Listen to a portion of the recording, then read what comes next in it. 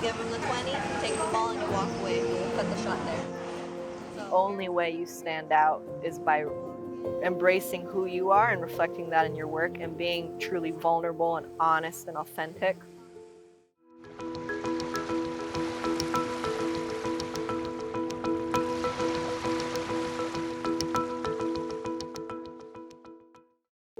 I was pretty lucky, and I grew up in a very quiet and beautiful space. I very much miss it now that I live in a city.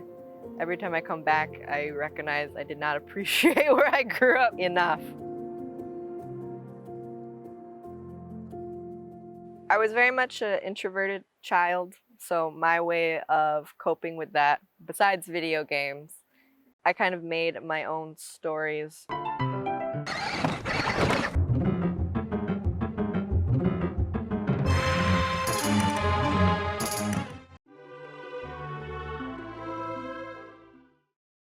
My grandparents raised me as one of their children, so my uncles, who I call my brothers, were told, I think from the first day I came from the hospital, my grandparents said, "This is your sister."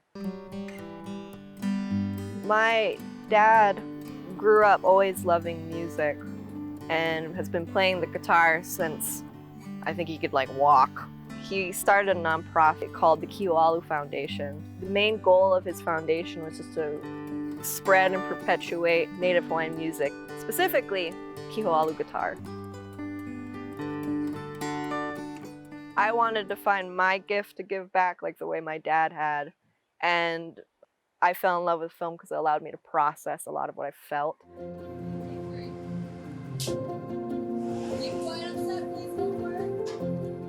But what made me decide that I could maybe make a career of it was actually seeing another Hawaiian filmmaker's film. Tai Sanga made Stones, and he played it at Kamehameha when I was 16.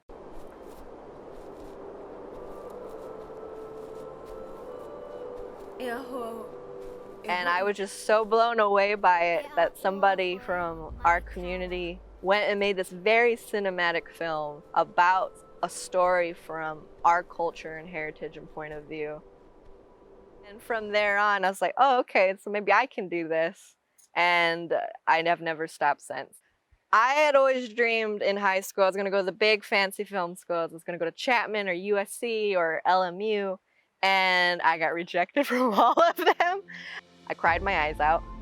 And I decided to just go to University of Hawaii and the Academy for Creative Media program. And I told myself I would go to the fancier film schools for grad school.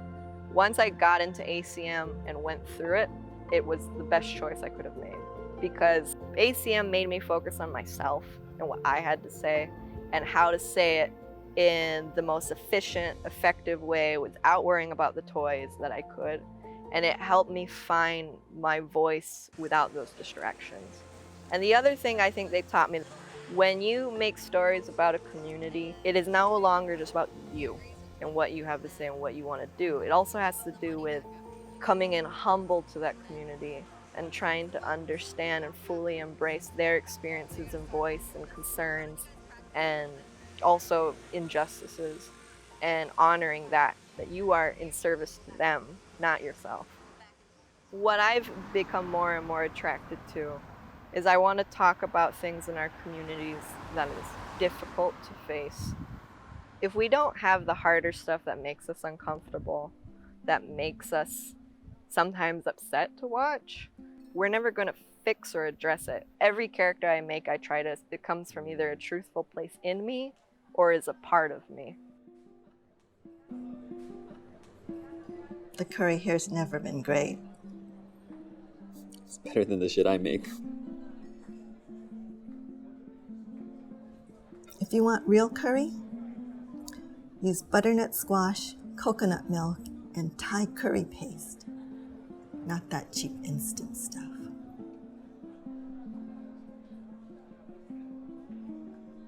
So do you like a master chef or something? No. I've just had lots of practice. It was my husband's favorite. The active journey is great, but I'm more interested in the emotional journey and what a character's gestures and body language and the way their behavior shifts with different people in their lives. That's a lot more interesting to me. And it's also, I guess, I'm more interested in things that feel more and more human. So one thing, for example, as far as like trying to do the unconventional, is at the end of the moon in the night, there's no bow. There's no going off in the sunset or dad finally saying sorry. I want my films to feel like life. I don't want it to feel like then they lived happily ever after, because that's not real life.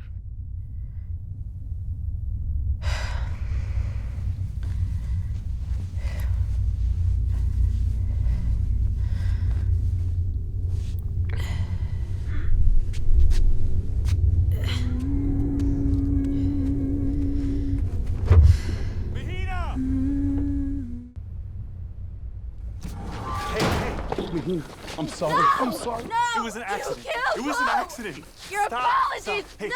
Hey, listen to me. Listen. Let go! Listen to me. Wait. You hey, killed him! Wahine, I didn't mean You! to. I'm sorry. I hate you!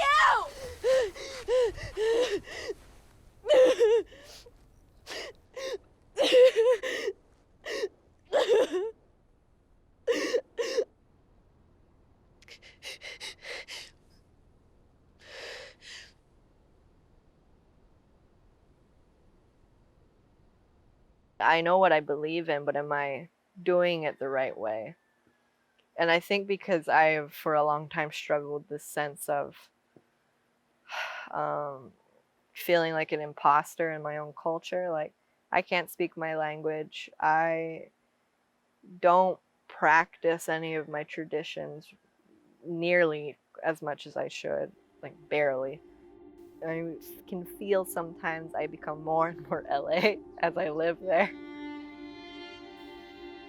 I get scared that I'm that native Hawaiian that uses their identity as an advantage in the wrong ways. I'm still developing scripts about my home and about kind of like still processing different experiences in my life I want to talk about.